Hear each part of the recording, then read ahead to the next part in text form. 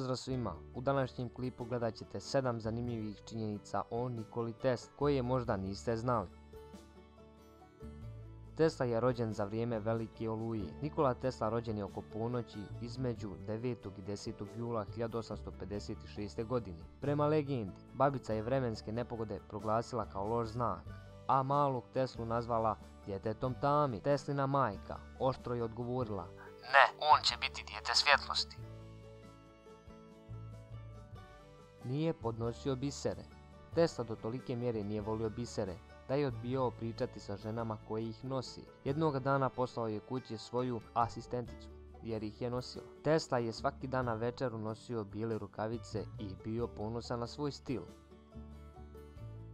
Tvrdio je da je izumio zrak smrti. Prema njegovim riječima, taj zrak može uništiti 10.000 neprijateljskih aviona s udaljenosti od 320 km, ali te bilješke nikad nisu postale dostupne javnosti.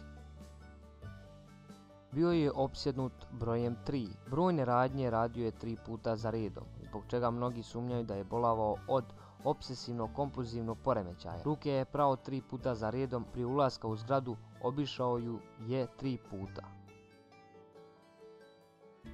Volio je golubove. Osim što ih je hranio u parku, često ih je donosio u svoju sobu. "Volio sam je kao što muškarac voli ženu i ona je voljela mene. Dok sam je imao, moj život je imao svrhu," rekao je o jednoj golubici za koju se vezao. Posljednju deceniju svog života proveo je u hotelskoj sobi. 3327 hotela New Yorker bila je njegov dom zadnjih 10 godina. Soba se nalazila na 33. spratu, što je još jedan dokaz koliko je volio broj 3. Tesla je imao veliko poštovanje.